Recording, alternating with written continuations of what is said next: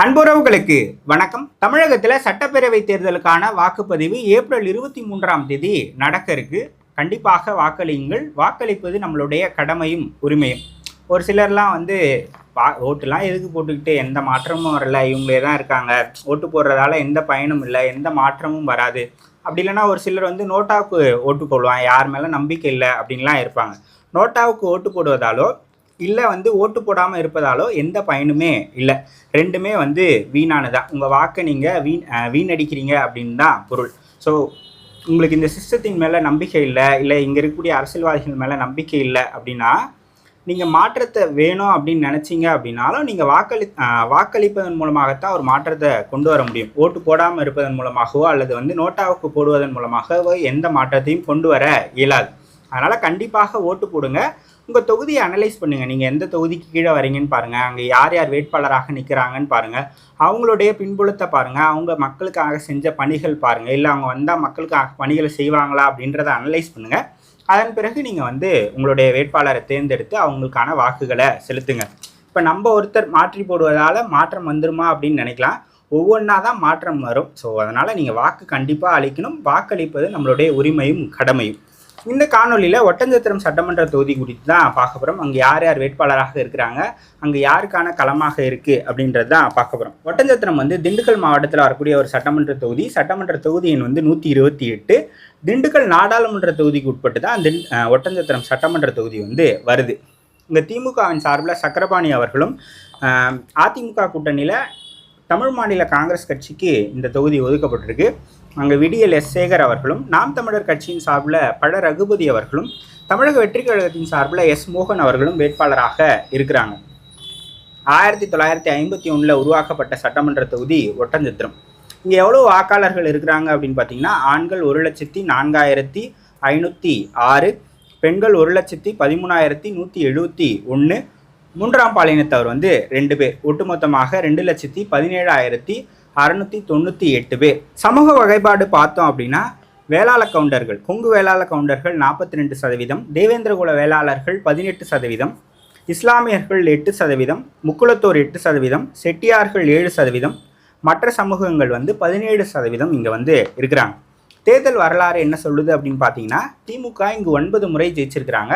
அதில் கடைசியாக நடந்த 96லேருந்து 2021 வரைக்கும் திமுக தான் ஜெயிச்சிருக்கு. அதிமுக 3 முறை ஜெயிச்சிருக்கிறாங்க. 91, 84, 80. அதாவது 96க்கு அப்புறமாக அவங்க வெற்றி பெறவே இல்லை. இங்கே காங்கிரஸ் 1 முறை ஜெயிச்சிருக்கிறாங்க, 1977. 2021 தேர்தலை பற்றி பார்த்தோம் அப்படின்னா, அந்த தேர்தல் முடிவுகள் என்ன சொல்லுது அப்படின்னா, திமுக இங்கே 1,09,970 வாக்குகளை பெற்றிருக்கு. அதிமுக 81,228 வாக்குகளை பெற்றிருக்கு. நாம் தமிழர் கட்சி 4,944 வாக்குகளை பெற்றிருக்கு. ஸோ வேட்பாளர்கள் குறித்து பார்க்கலாம். திமுகவினுடைய வேட்பாளர் ஆர் சக்கரபாணி. அவர் BA படிச்சிருக்கிறார். அவருடைய வயசு 65. திமுகவில் திண்டுக்கல் மேற்கு மாவட்ட செயலாளராக இருக்கிறார். 1996லேருந்து ஒட்டஞ்சத்திரத்தில் போட்டிட்டு வராரு. 96, 2001, 2006, 2011, 2016, 2021 அப்படின்னு தொடர்ச்சியாக 6 முறை அங்கே போட்டிட்டு 6 முறையுமே அவர் வெற்றி பெற்றிருக்கிறார். இப்போ 7வது முறையாக அவர் களத்தில் இறங்குறார். இது வரைக்கும் அவர் தோல்வியே அடைஞ்சது கிடையாது. 2001 இருந்தாலும் சரி, 2011 இருந்தாலும் சரி, ஒரு ஹியூஜ் ஆன்டி இன்கம்பன்சியில் தேர்தலை சந்தித்தாங்க திமுக. அப்பவும் கூட அவர் வெற்றி பெற்றிருக்கிறார். குறிப்பாக 2011 ஒரு மிகப்பெரிய எதிர்ப்பலை திமுகவுக்கு இருந்தது. அப்பவும் கூட அவர் அங்கே வெற்றி பெற்று இருக்கிறார். ஸோ ஒரு 30 ஆண்டுகளாக ஒருவர் தொடர்ச்சியாக ஒரு தொகுதியில் வெற்றி பெறுகிறார் அப்படின்னா, மக்களுக்கு எவ்வளோ பரிச்சயமான நபராக இருப்பார், எந்த அளவுக்கு மக்களோட ஒரு கனெக்டில் இருந்தால் தான் ஒரு தலைவரை அப்படி ஜெயிக்க முடியும். ஸோ அந்தளவுக்கு ஒரு கனெக்டில் இருக்கக்கூடிய ஒரு தலைவர் தான் ஆர் சக்கரபாணி.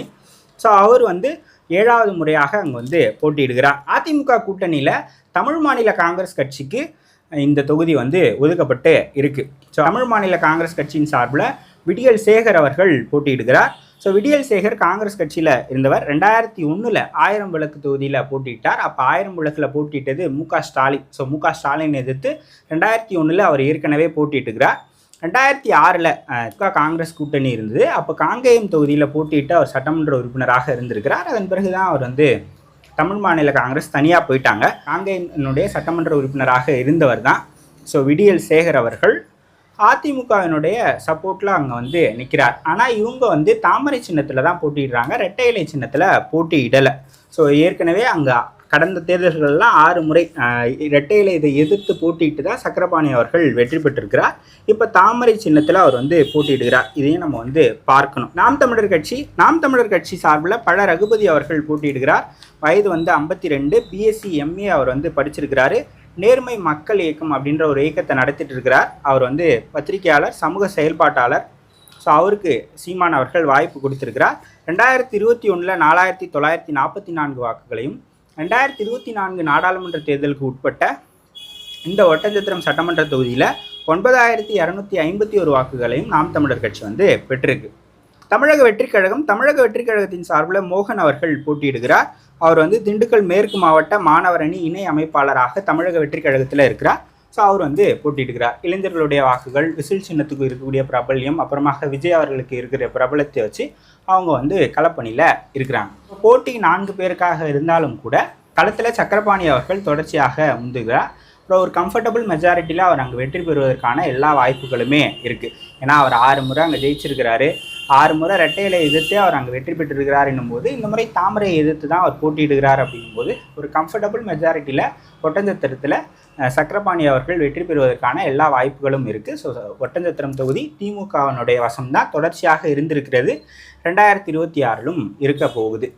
ஸோ ஒட்டஞ்சத்திரத்தில் யார் வெற்றி பெற்றால் சிறப்பாக இருக்கும் அப்படின்னு நினைக்கிறீங்க அப்படின்றத கமெண்ட் செக்ஷனில் சொல்லுங்கள். இன்னொரு காணொலியில் சந்திக்கலாம்.